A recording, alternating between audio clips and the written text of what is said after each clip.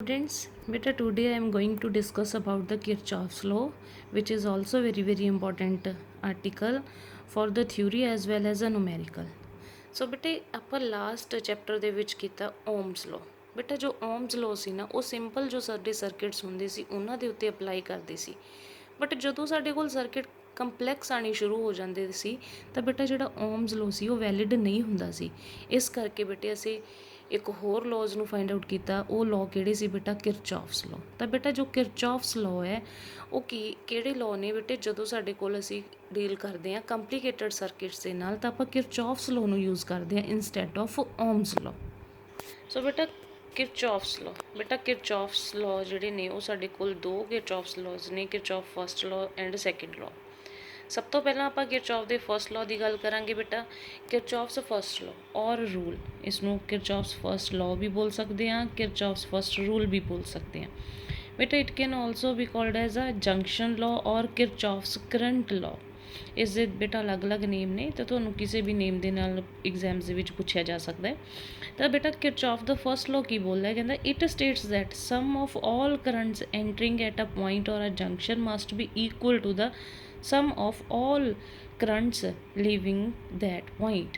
ਬੇਟੇ ਇਹਦੇ ਵਿੱਚ ਕੀ ਕਹਿ ਰਿਹਾ? ਕਹਿੰਦਾ ਕਿ ਸਪੋਜ਼ ਕਰ ਲਓ ਕੋਈ ਵੀ ਸਾਡੇ ਕੋਲ ਜੰਕਸ਼ਨ ਹੈ, ਕੋਈ ਇੱਕ ਪੁਆਇੰਟ ਹੈ, ਉਸ ਪੁਆਇੰਟ ਦੇ ਉੱਤੇ ਜਿੰਨੇ ਵੀ ਕਰੰਟ ਬੇਟੇ ਐਂਟਰ ਕਰ ਰਹੇ ਨੇ ਉਹ ਕਿਹਦੇ ਇਕੁਅਲ ਹੋਣਗੇ? ਜਿੰਨੇ ਵੀ ਕਰੰਟ ਕੀ ਕਰ ਰਹੇ ਨੇ ਬੇਟੇ ਉਹੀ ਪੁਆਇੰਟ ਦੇ ਉੱਤੋਂ ਲੀਵ ਕਰ ਰਹੇ ਨੇ।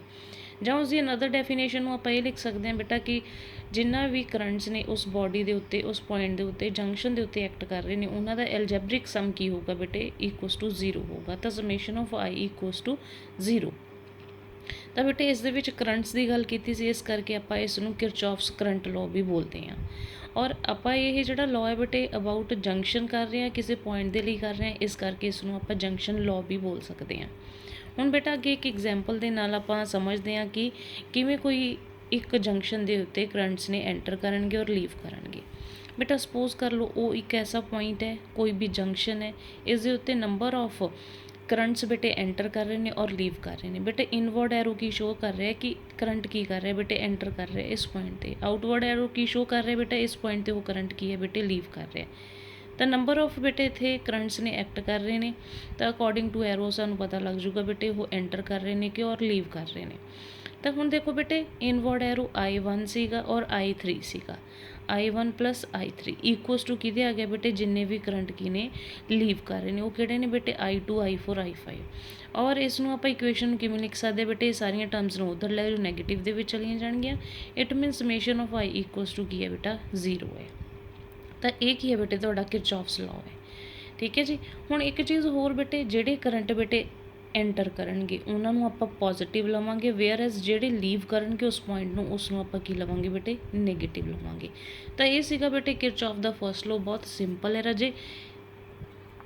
ਨੈਕਸਟ ਬੇਟਾ ਇਹਦੇ ਕੁਝ ਇੰਪੋਰਟੈਂਟ ਪੁਆਇੰਟਸ ਨੇ ਕਿਰਚੌਫਸ ਲॉ ਦੇ ਰਿਲੇਟਡ, ਇਹਨਾਂ ਨੂੰ ਲਰਨ ਕਰਨਾ ਤੁਸੀਂ ਬੇਟਾ। ਫਸਟ ਕੀ ਹੈ ਕਿ ਜਿਹੜਾ ਕਿਰਚੌਫਸ ਲॉ ਹੈ ਬੇਸਡ ਹੈ on the law of conservation of charges.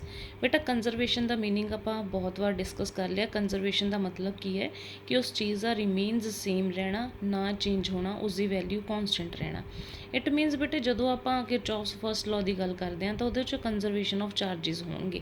Conservation of charges ਦਾ ਮਤਲਬ charge do not remain accumulated at the junction of a circuit.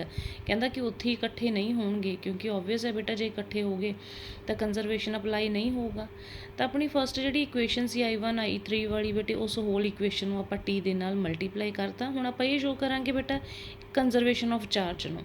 ਠੀਕ ਹੈ ਜੀ। ਹੁਣ I ਕੀ ਹੁੰਦਾ ਬੇਟੇ? Q/T ਹੁੰਦਾ। ਤਾਂ Q I ਇੰਟੂ T ਕਿਸ ਦੇ ਇਕੁਅਲ ਹੋਗਾ ਰਾਜੇ? Q ਦੇ। ਤਾਂ ਇੱਥੇ ਵੈਲਿਊਜ਼ ਪੁੱਟ ਕਰਤੀਆਂ ਬੇਟਾ। ਇਹ ਸਾਰੀ ਵੈਲਿਊਜ਼ ਕੀ ਹੋ ਗਈਆਂ ਬੇਟੇ? ਇਕੁਅਲ ਨੇ। ਤਾਂ ਇਟ ਮੀਨਸ ਕੀ ਹੈ? Summation of delta Q equals to 0। ਬੇਟਾ ਜਿਹੜਾ ਇਹ ਸਮੋਲ ਟ੍ਰਾਇੰਗਲ ਹੈ ਇਹ ਸ਼ੋ ਕਰਦਾ ਹੈ ਚੇਂਜ ਨੂੰ। ਤਾਂ ਚੇਂਜ ਕੀ ਹੋ ਰਿਹਾ ਬੇਟੇ? 0। ਕਿਸ ਦਾ ਚੇਂਜ? Q ਹੁੰਦਾ ਚਾਰਜ। ਚਾਰਜ ਦੇ ਵਿੱਚ ਹੋਣ ਵਾਲਾ ਚੇਂਜ ਕੀ ਹੈ ਬੇਟੇ? 0 ਹੈ। ਤਾਂ ਇਹਦਾ ਮਤਲਬ ਕੀ ਹੋਇਆ? ਉਸ ਦੀ ਵੈਲਿਊ ਕੀ ਹੈ ਬੇਟੇ? ਸੇਮ ਹੈ। ਤਾਂ ਇੱਥੋਂ ਅਸੀਂ ਪ੍ਰੂਫ ਕਰਤਾ ਬੇਟੇ ਕੰਜ਼ਰਵੇਸ਼ਨ ਆਫ ਚਾਰਜ ਕਿ ਜੋ ਕਿਰਚੌਫਸ ਲॉ ਹੈ ਉਹ ਬੇਸਡ ਹੈ on the conservation of charge. ਤਾਂ ਬੇਟੇ ਇਹ ਵੀ ਤੁਸੀਂ ਲਰਨ ਰੱਖਣਾ ਹੈ। ਠੀਕ ਹੈ ਜੀ। ਇਹ ਵੀ ਬਹੁਤ ਇੰਪੋਰਟੈਂਟ ਕੁਐਸਚਨ ਤੁਹਾਨੂੰ ਆ ਸਕਦਾ ਕਿ ਸ਼ੋ ਕਰੋ ਕਿ ਕਿਰਚੌਫਸ ਲॉ ਹੈ, how it is based on the conservation of charge. ਤਾਂ ਤੁਸੀਂ ਇਹ ਸਾਰਾ ਕੁਝ ਡਿਰਾਈਵ ਕਰਨਾ ਹੋਊਗਾ। ਸੋ ਨਾਓ ਨੈਕਸਟ ਇਜ਼ ਅ ਬੇਟੇ ਕਿਰਚੌਫਸ ਸੈਕਿੰਡ ਲॉ। ਬੇਟਾ ਕਿਰਚੌਫਸ ਸੈਕਿੰਡ ਲॉ ਕੀ ਚੀਜ਼ ਹੈ? ਇਸ ਨੂੰ ਆਪਾਂ ਕਿਵੇਂ ਬੋਲ ਸਕਦੇ ਹਾਂ, ਲੂਪ ਲਾਅ ਵੀ ਬੋਲ ਸਕਦੇ ਹਾਂ, ਕਿਰਚੌਫਸ ਵੋਲਟੇਜ ਲਾਅ ਵੀ ਬੋਲ ਸਕਦੇ ਹਾਂ। ਤਾਂ ਇਟ ਮੀਨਸ ਇੱਥੇ ਕਿਰਚੌਫਸ ਲਾਅ ਦੇ ਵਿੱਚ ਬੇਟਾ ਆਪਾਂ ਵੋਲਟੇਜ ਦੇ ਨਾਲ ਡੀਲ ਕਰਾਂਗੇ। ਤਾਂ ਫਸਟ ਲਾਅ ਦੇ ਵਿੱਚ ਵੀ ਬੇਟੇ ਅਲਜੈਬਰਿਕ ਸਮ ਲਿਆ ਸੀ, ਕਾਹਦੇ ਨਾਲ ਡੀਲ ਕਰਦੇ ਸੀ, ਕਰੰਟ ਦੇ ਨਾਲ, ਤਾਂ ਉਹ 0 ਸੀ। ਹੁਣ ਇੱਥੇ ਕਿਹਦੇ ਨਾਲ ਡੀਲ ਕਰਦੇ ਆ ਬੇਟਾ, ਵੋਲਟੇਜ ਦੇ ਨਾਲ। ਇਟ ਮੀਨਸ ਇਹਨਾਂ ਦਾ ਵੀ ਅਲਜੈਬਰਿਕ ਸਮ ਕਿਸ ਦੇ ਇਕੁਅਲ ਹੋਊਗਾ, 0 ਦੇ। ਹੁਣ ਬੇਟੇ ਜਿਹੜੀ ਇੱਥੇ ਵੋਲਟੇਜ ਹੈ ਉਹ ਕੀ ਕੀ ਇਨਕਲੂਡ ਕਰੂਗੀ, potential difference across elements and EMF all sources. ਤਾਂ ਦੋਨਾਂ ਨੂੰ ਇੱਥੇ ਕੀ ਹੈ ਬੇਟੇ, EMF ਹੈ, ਇਹ ਸਾਡਾ ਪੋਟੈਂਸ਼ੀਅਲ ਡਿਫਰੈਂਸ ਹੈ, ਉਹ ਇਕੁਅਲਸ ਟੂ ਕਿਹਦੇ ਹੋਊਗਾ, 0 ਦੇ। ਠੀਕ ਹੈ ਜੀ। ਤਾਂ ਐਜ਼ ਇਟ ਇਜ਼ ਬੇਟਾ ਇਹ ਡੈਫੀਨੇਸ਼ਨ ਤੁਸੀਂ ਲਰਨ ਕਰਨੀਆਂ ਨੇ। ਨਾਓ ਨੈਕਸਟ ਬੇਟੇ one thing is very very important, that is a sign conventions.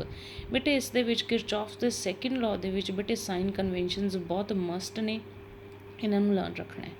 ਹੁਣ ਇਹਦੇ ਵਾਸਤੇ ਆਪਾਂ ਬੇਟਾ ਇੱਕ ਚੀਜ਼ ਹੋਰ, ਇਹਨਾਂ ਨੂੰ ਕਿਵੇਂ ਆਪਾਂ ਕਿਸੇ ਸਰਕਿਟ ਦੇ ਉੱਤੇ ਅਪਲਾਈ ਕਰਦੇ ਹਾਂ ਕਿਰਚੌਫਸ ਲਾਅ ਨੂੰ, ਸੈਕਿੰਡ ਲਾਅ ਨੂੰ, ਉਹਦੇ ਵਾਸਤੇ ਬੇਟੇ ਸਾਨੂੰ ਮੈਥਡ ਕਹਿੰਦਾ ਕਿ ਸਿਲੈਕਟ ਕਰ ਲਓ ਬੇਟਾ ਕੋਈ ਵੀ ਕਲੋਜ਼ਡ ਲੂਪ ਹੈ। ਜਦੋਂ ਤੁਹਾਨੂੰ ਕੋਈ ਵੀ ਸਰਕਿਟ ਦਿੱਤਾ ਹੋਇਆ ਬੇਟੇ ਉਹਦੇ 'ਚ ਕਲੋਜ਼ਡ ਲੂਪ ਦੇਖ ਲਓ। ਠੀਕ ਹੈ ਜੀ।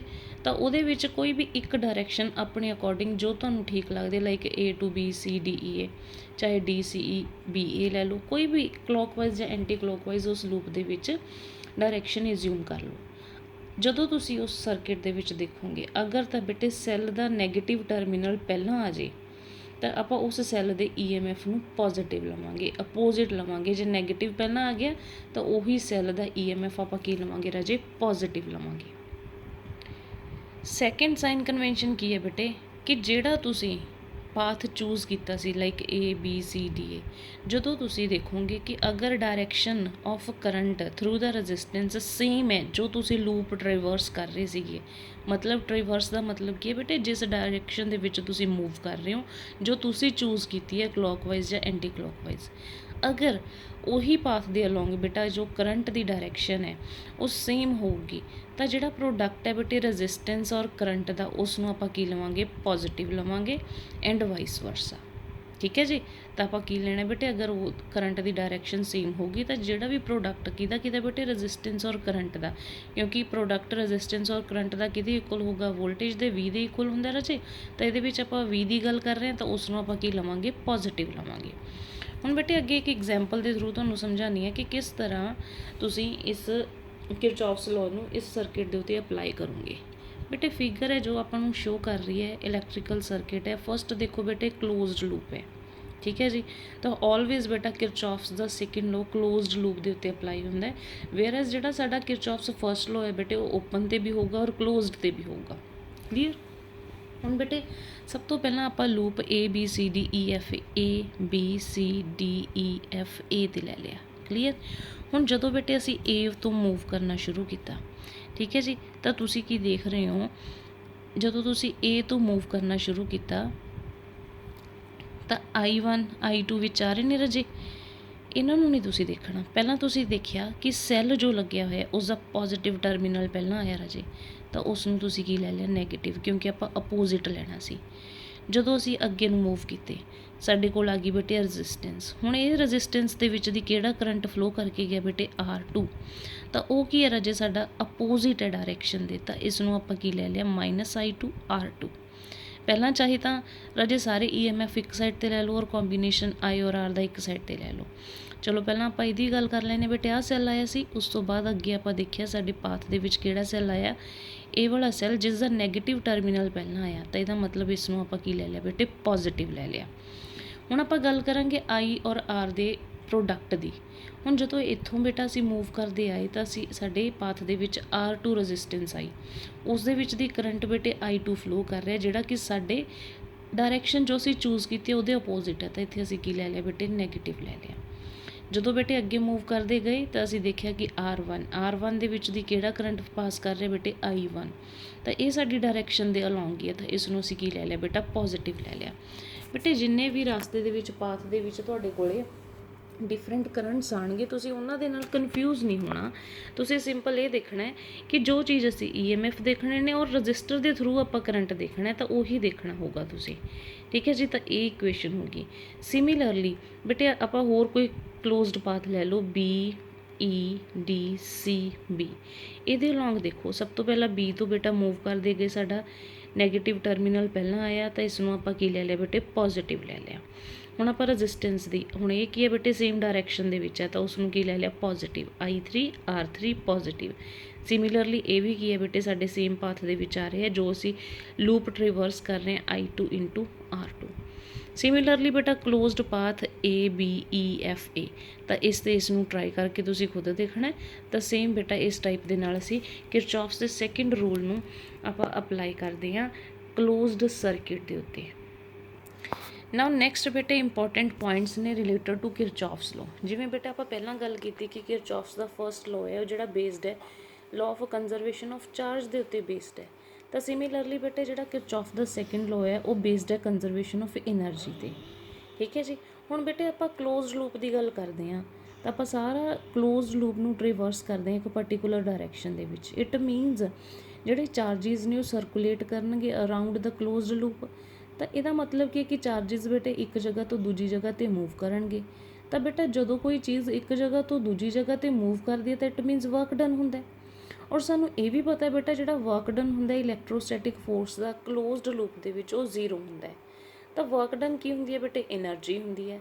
ਤਾਂ ਜੇ ਵਰਕ ਡਨ ਜ਼ੀਰੋ ਹੈ ਤਾਂ ਇਹਦਾ ਮਤਲਬ ਕੀ ਹੈ ਬੇਟੇ, ਜਿਹੜਾ ਨੈਟ ਚੇਂਜ ਇਨ ਐਨਰਜੀ ਹੈ ਉਹ ਵੀ ਕੀ ਹੋਊਗਾ, ਜ਼ੀਰੋ ਹੋਊਗਾ। ਤਾਂ ਇਹੀ ਕੀ ਹੈ ਬੇਟੇ, ਸਾਡਾ ਕੰਜ਼ਰਵੇਸ਼ਨ ਆਫ ਐਨਰਜੀ। ਇੱਕ ਚੀਜ਼ ਹੋਰ ਰਾਜੇ, ਜਿਹੜਾ ਆਪਾਂ ਨੈਗੇਟਿਵ ਸਾਈਨ ਲੈਂਦੇ ਹਾਂ ਕਰੰਟ ਦਾ, ਠੀਕ ਹੈ, ਉਹ ਸਿੰਪਲੀ ਸਿਰਫ ਇਹੀ ਸ਼ੋ ਕਰਦਾ ਹੈ ਕਿ ਉਹਦੀ ਓਪੋਜ਼ਿਟ ਡਾਇਰੈਕਸ਼ਨ ਹੈ। ਕਿਸ ਦੇ ਓਪੋਜ਼ਿਟ ਬੇਟੇ, ਜਿਹੜਾ ਅਸੀਂ ਪਾਥ ਚੂਜ਼ ਕੀਤਾ ਸੀ ਉਹਦੇ ਓਪੋਜ਼ਿਟ ਹੈ।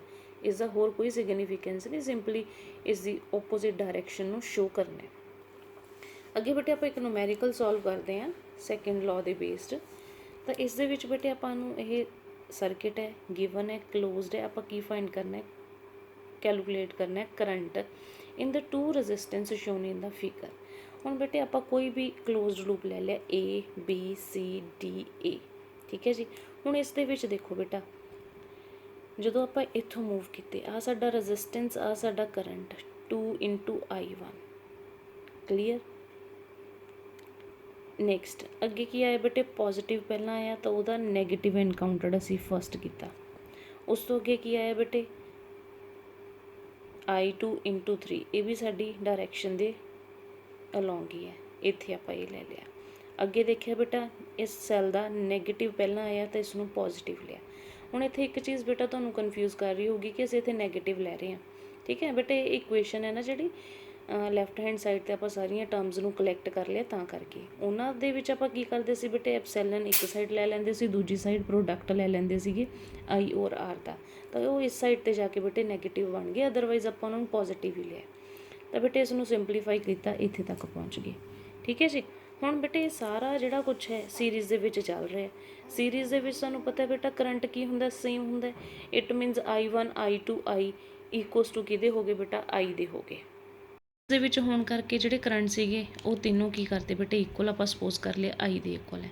ਤਾਂ ਆਪਣੀ ਇਕੁਏਸ਼ਨ ਜਿਹੜੀ ਸੀ ਬੇਟਾ ਉਸ ਨੂੰ ਸਿੰਪਲੀਫਾਈ ਕੀਤਾ, ਠੀਕ ਹੈ ਜੀ। ਤਾਂ ਆਪਾਂ I the value find out ਕਰ ਲਈ। I ਕੀ ਹੈ ਬੇਟੇ, I1 I2, ਇਹ ਦੋਨਾਂ ਦੀ ਵੈਲਿਊ ਕੀ ਆ ਗਈ, 0.3 ਐਂਪੀਅਰ। ਤਾਂ ਬੇਟੇ ਇਸ ਤਰ੍ਹਾਂ ਤੁਸੀਂ ਕੀ ਹੈ, ਕਿਸੇ ਵੀ ਸਰਕਿਟ ਦੇ ਉੱਤੇ ਕੋਈ ਵੀ ਲੂਪ ਕੰਸੀਡਰ ਕਰਕੇ ਉਸ ਦੇ ਉੱਤੇ ਕਿਰਚੌਫਸ ਲਾਅ ਨੂੰ ਅਪਲਾਈ ਕਰੋਗੇ, ਕਲੀਅਰ। ਨੈਕਸਟ ਹੈ ਬੇਟਾ comparison of Kirchhoff's first and second law. ਬੇਟੇ ਇੱਥੇ ਆਪਾਂ ਰਿਵਾਈਜ਼ ਵੀ ਕਰ ਰਹੇ ਹਾਂ ਜੋ ਅਸੀਂ ਕਰਕੇ ਆਏ ਹਾਂ, ਔਰ ਸਿੰਪਲ ਜਿਹਾ ਡਿਫਰੈਂਸ ਹੈ, ਕੰਪੈਰੀਜ਼ਨ ਹੈ ਬਿਟਵੀਨ ਦੋਨੇ ਲਾਅਜ਼ ਦੇ। ਬੇਟਾ ਫਸਟ ਦੇ ਵਿੱਚ ਸੀਗਾ ਸਮੇਸ਼ਨ I ਇਕੁਅਲਸ ਟੂ 0, ਆਪਾਂ ਕਿਹਾ ਸੀ algebraic sum of currents equals to 0। ਇੱਧਰ ਆਪਾਂ ਕਿਹਾ ਸੀ ਬੇਟੇ algebraic sum of voltage equals to 0। Kirchhoff law ਬੇਟਾ first law based on conservation of charge, whereas second law based on conservation of energy. ਬੇਟਾ ਕਿਰਚੌਫ ਦਾ first law ਹੈ ਜਿਹੜਾ ਉਹ closed as well as open 'ਤੇ ਆਪਾਂ apply ਕਰ ਸਕਦੇ ਹਾਂ, ਬਟ ਕਿਰਚੌਫ ਦਾ ਸੈਕਿੰਡ ਲਾਅ ਹੈ ਬੇਟੇ ਆਲਵੇਜ਼ ਕਲੋਜ਼ਡ ਸਰਕਿਟ ਦੇ ਉੱਤੇ ਅਪਲਾਈ ਹੋਊਗਾ। ਇਸ ਨੂੰ ਬੇਟਾ ਆਪਾਂ ਜੰਕਸ਼ਨ ਲਾਅ ਔਰ ਕਰੰਟ ਲਾਅ ਦੇ ਨਾਲ ਵੀ ਜਾਣਦੇ ਹਾਂ। ਇਸ ਨੂੰ ਬੇਟਾ ਮੈਸ਼ ਲਾਅ, ਲੂਪ ਲਾਅ ਔਰ ਵੋਲਟੇਜ ਲਾਅ, ਇਹਨਾਂ ਦੇ ਨਾਲ ਵੀ ਬੇਟਾ ਇਸ ਨੂੰ ਜਾਣਿਆ ਜਾਂਦਾ ਹੈ। ਤਾਂ ਬੇਟੇ ਅੱਜ ਦੇ ਲਈ ਇੰਨਾ ਹੀ ਇਸ ਲੈਕਚਰ ਦੇ ਵਿੱਚ।